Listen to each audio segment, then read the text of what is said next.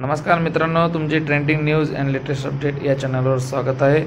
आज आपण बघणार आहोत सोन्याचे भाव, सोन्याचे दर किती आणि कधी स्वस्त होणार वर तुम्हाला खरेदी करायची आहे का, त्यासाठी आपल्याला दिनांक 11 नोव्हेंबर 2025 रोजी महाराष्ट्रातील प्रमुख शहरांसाठी असलेले सोन्याचे भाव आणि चांदीचे भाव अंदाजे किती होऊ शकतात आणि किती आहे आणि 12 नोव्हेंबरला किती होणार।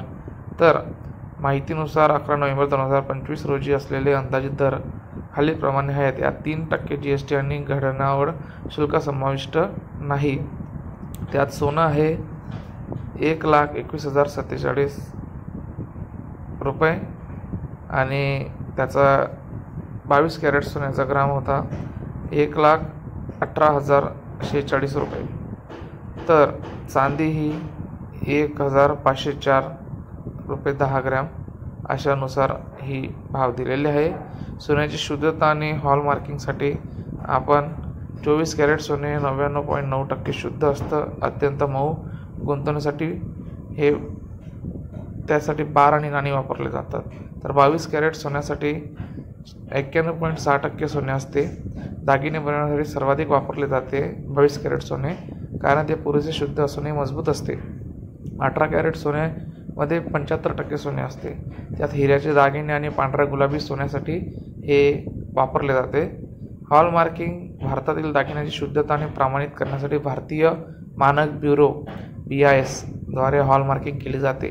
यात BIS लोगो, कॅरेट शुद्धता, उदाहरण 916 म्हणजे 22 कॅरेट, परीक्षण केंद्राचा लोगो आणि सराफा दुकानाचा ओळख चिन्ह असते। सोन्याच्या दरातील चढ उताराची प्रमुख कारणे काय असतील, तर सोन्याचे दर खालील प्रमुख जागतिक आणि देशांतर्गत घटकामुळे सतत बदलतात। त्यात जागतिक घटक म्हणजे अमेरिकन डॉलर्स मूल्य, डॉलर मजबूत झाल्यास सोने स्वस्त होते, डॉलर कमजोर झाल्यास सोने महाग होते। सुरक्षित गुंतवणूक हे कसे असते, आर्थिक मंदी, युद्ध किंवा राजकीय अस्थिरतेच्या काळात गुंतवणूकदार सोन्याकडे वळतात, ज्यामुळे मागणी वाढून दर महाग होतात। व्याजदर अमेरिकेच्या फेडरल रिझर्व्हने व्याजदर कमी केल्यास लोक बँकेऐवजी सोन्यात गुंतवणूक करतात। आणि देशांतर्गत म्हणजे रुपया डॉलर विनिमय दर म्हणजे रुपया कमजोर झाल्यास सोन्याची आयात महाग होते आणि दर वाढतात। मागणी आणि पुरवठा याबाबत दिवाळी, दसरा किंवा लग्न समारंभ, सण वगैरे असले तर मागणी वाढल्यास दरात खूप वाढ होते आणि सोन्याचा भाव कोसळल्यावर बाजारात गर्दी का होते, याचा सर्वात महत्त्वाचा मुद्दा म्हणजे खरेदीची योग्य संधी ही सोन्याला भारतात केवळ दागिना नव्हे तर गुंतवणूक आणि संपत्ती मानली जाते। दर कमी झाल्यावर ही एक चांगली संधी मानली जाते। दीर्घकाळात नफा मिळवण्याची आशा पण लोकांना खात्री असते की सोन्याचे दर दीर्घकाळात वाढणारच आहेत, त्यामुळे कमी दरात खरेदी करणे फायदेशीर ठरते।